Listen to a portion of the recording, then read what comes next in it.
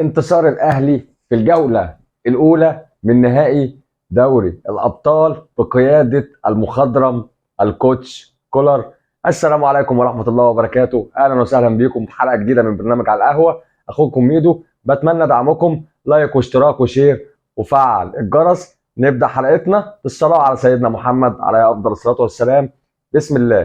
في البداية جوارديولا والحظ ابتسم له أخيرا وقدر يكسب دوري الابطال مع السيتي بتوتر شديد جدا من جوارديولا نفسه، موصله للاعبين اداء سيء جدا جدا للسيتي. الانتر ولا اروع، كان الاقرب من وجهة نظري للفوز، ولكن الحظ ابتسم اخيرا لجوارديولا وخد دوري الابطال. انتهت النسخة الكبرى من نسخ دوري الابطال، والنهارده نسخة جديدة دوري أبطال أفريقيا لا يقل أهمية عن نهائي دوري الأبطال بالنسبة لينا كأفارقة وعرب.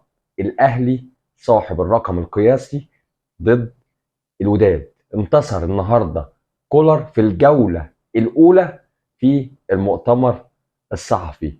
صحفيين في منتهى الذكاء وفي منتهى الدهاء حاولوا يوقعوا كولر والشناوي في الفخ، لكن كولر طلع بالبلدي صايع. واحد من الصحفيين قال له الوداد وعامل لك عقده. رد كولر قال له الاهلي صاحب العشر بطولات، مفيش نادي في افريقيا يعمل له عقده. واحد تاني قال له تاثير الجمهور والستين الف اللي هيبقوا موجودين في الملعب. كولر قال له الاهلي صاحب العشر بطولات داخل وخارج ارضه.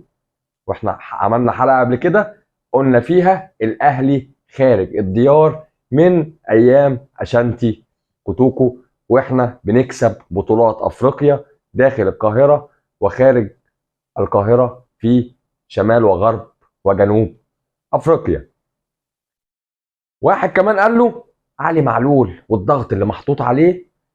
رد قال له لو انت عاوزني اطلع لك كوارث موجوده في لاعبين الوداد اطلع لك، بس انا مش هعمل كده. علي معلول من وجهة نظري قائد من قادة النادي الاهلي. تحفيزا ليك يا علي. علي 11 مباراة في دوري الابطال السنة دي، دقة تمريرات بنسبة 79.8. دي دقة تمريرات علي معلول. الالتحامات 28 التحام، النسبة الصحيحة 27%. الالتحامات الهوائية ناجحة بنسبة 42%. استرداد الكرة بنسبة 53 كرة. علي معلول انت وتد للنادي الاهلي، كلنا وراك يا علي، كلنا بنحبك.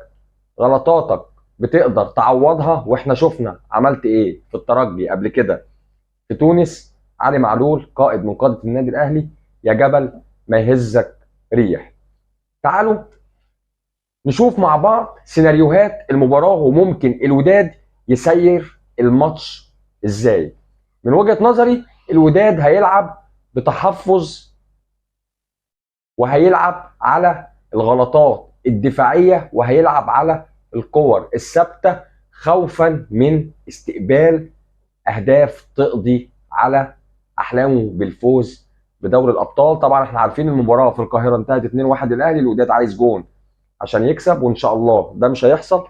فالوداد مش هيفتح خطوطه، الوداد هيلعب بتحفظ، الوداد هيحاول يلعب على الكور الثابته، الوداد هيلعب كور طوليه في القلب لمحمد عبد المنعم وياسر ابراهيم. كولر اول امبارح عمل جلسه معاهم لتحفيزهم ويشد عليهم شويه.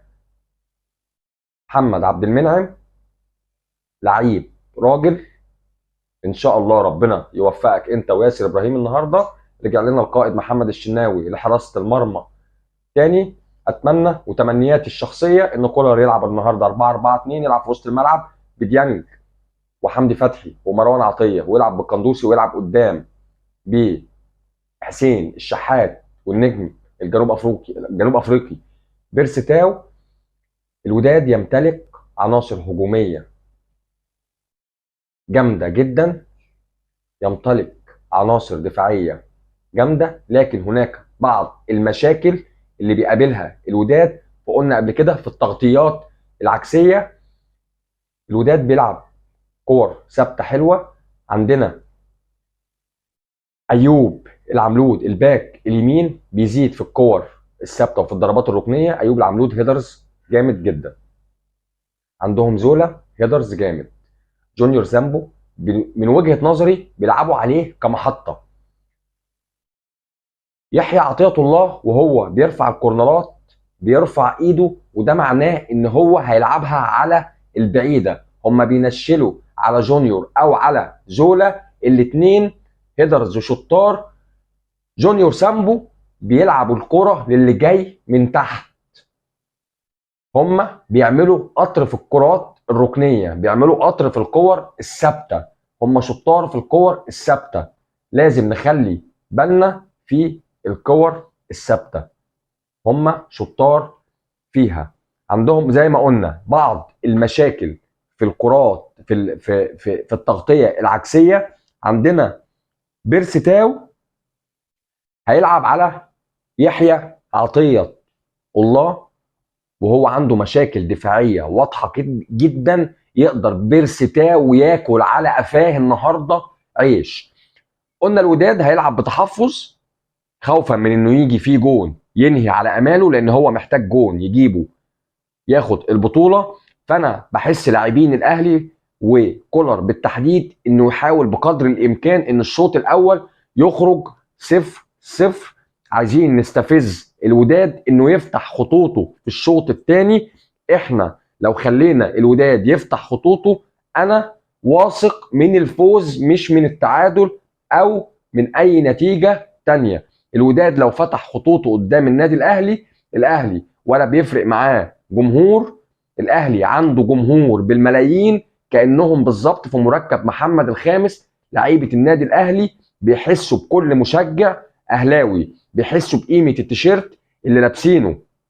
لو الشوط الاول انتهى بالتعادل السلبي، الشوط الثاني الاهلي هيحرز فيه. الاهلي هيجيب جون.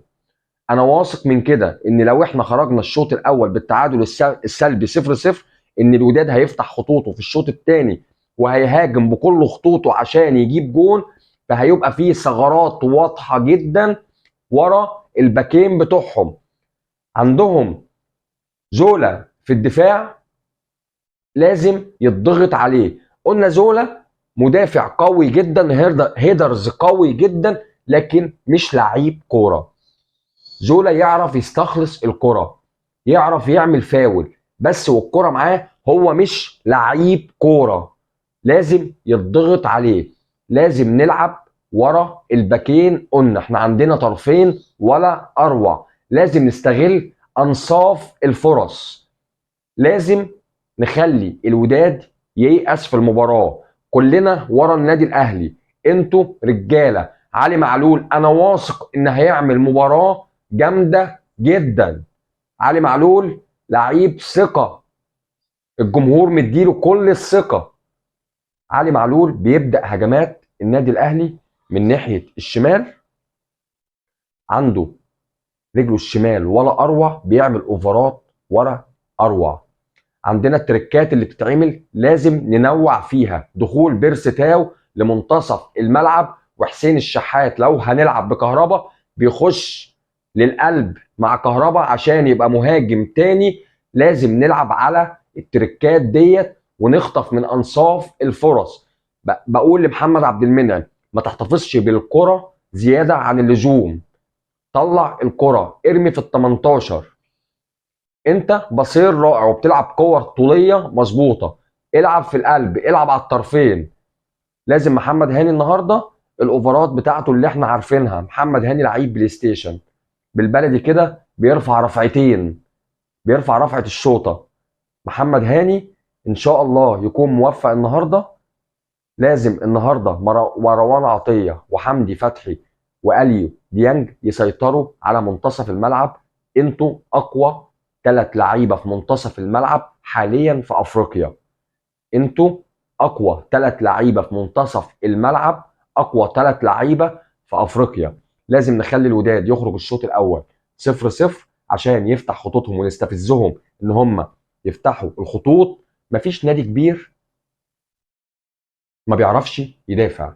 النادي اللي بيحصد البطولات لازم يكون بيعرف يدافع وبيشتغل على الاخطاء. كان عندنا شويه اخطاء دفاعيه، اكيد كولر اشتغل عليها.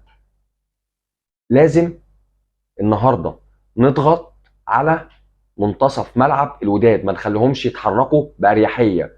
لازم نخليهم الكره تطلع بالعافيه، يوصلوا عندنا ال 18 بالعافيه. نحاول ما نديهمش كورنرات كتير، هم خطر جدا قلنا في الكرات الثابته. ما نحاولش نديهم فاولات على اوائل منطقه الجزاء وبره ال 18. هم شطار، هم عايزين يخطفوا جون من كره ثابته. ده اللي الوداد هيعمله. لو استفزناهم في الشوط الاول وخرجنا 0-0، احنا في الشوط الثاني هنقدر نحرز. فتح خطوط الوداد اكبر خطر على الوداد، ان الوداد عايز يجيب جون، ده اكبر خطر عليهم. قدر كولر النهارده يكسب الجوله الاولى ويهزهم نفسيا. ان شاء الله هنرجع بالكاس من المغرب. ان شاء الله كل مصر هتحتفل النهارده. ان شاء الله شوقي السعيد هينام زعلان.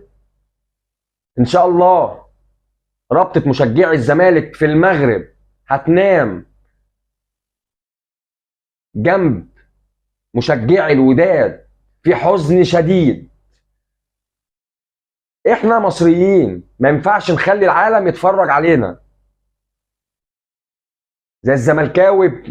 مش عارف وداد وداد وداد ايه يا ابني؟ ربنا يشفيك.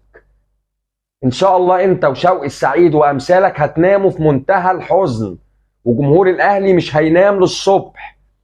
ان شاء الله كلنا هنحتفل النهارده، هنصور النهارده بعد الماتش مباشره من قهوه ام كلثوم.